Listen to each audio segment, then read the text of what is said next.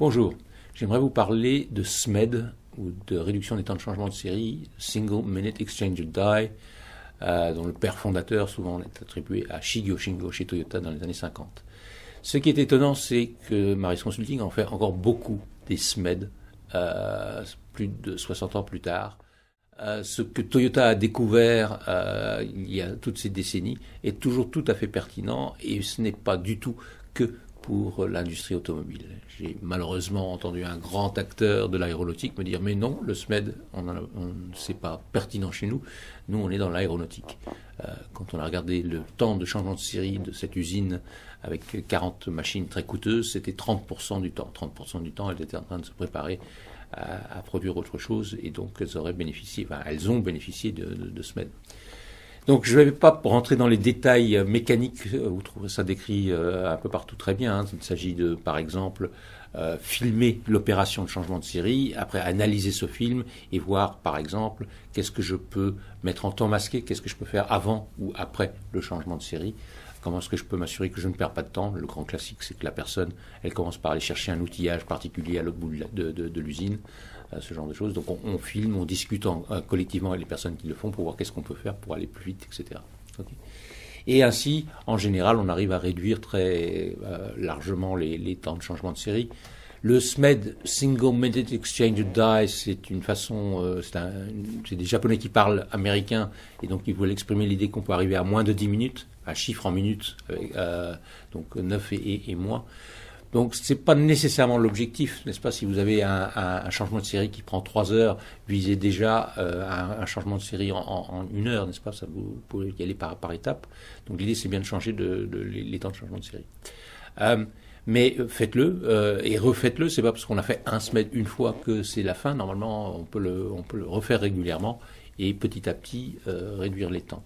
J'aimerais juste insister aussi sur 2 autres points. Quand on s'écarte de la machine un peu classique sur lequel on s'imagine qu'on ferait un SMED, une presse pour une porte dans l'automobile, par exemple, et qu'on va vers des machines plus grosses, complexes et sophistiquées. Je ne sais pas moi, un laminoir, une machine papier, un processus chimique, par exemple. Plusieurs choses sont à prendre en compte. D'abord, ceux qui pensent que le SMED ne s'applique pas se trompent. Il est vrai qu'il est un peu différent, c'est-à-dire que probablement vous aurez à investir un peu plus pour réduire les changements de série, tandis qu'un SMED manufacturier souvent est quasiment gratuit, où pour moins de 5 000 € on a fait tout ce dont on avait besoin. Dans des SMED sur des machines plus conséquentes, il faudra peut-être dépenser 50 000 € par exemple pour de l'outillage. Okay. Ça, c'est une première chose. Deuxièmement, quand on fait ce travail, souvent, il faut avoir un regard un peu gestion de projet sur l'intervention. S'il s'agit de faire un changement de dimension sur un laminoir où il y a 15 personnes qui travaillent simultanément à différents endroits de la machine, ils doivent se collaborer, communiquer pour des questions de sécurité, de séquences mécaniques, etc.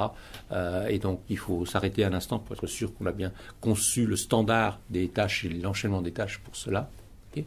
Et autre chose très importante, c'est que très souvent, dans le changement qui est entre la dernière pièce de type A et la première pièce de type B bonne, on voit qu'il y a une période importante, une fois qu'on a terminé le changement de série mécanique, on a mis tous les nouveaux équipements en place, on est prêt, on appuie sur le bouton, ça démarre, mais la première pièce n'est pas bonne, le premier produit n'est pas bon, le premier litre n'est pas bon. Okay. Et on va modifier les petits réglages à droite et à gauche avant d'arriver au produit bon.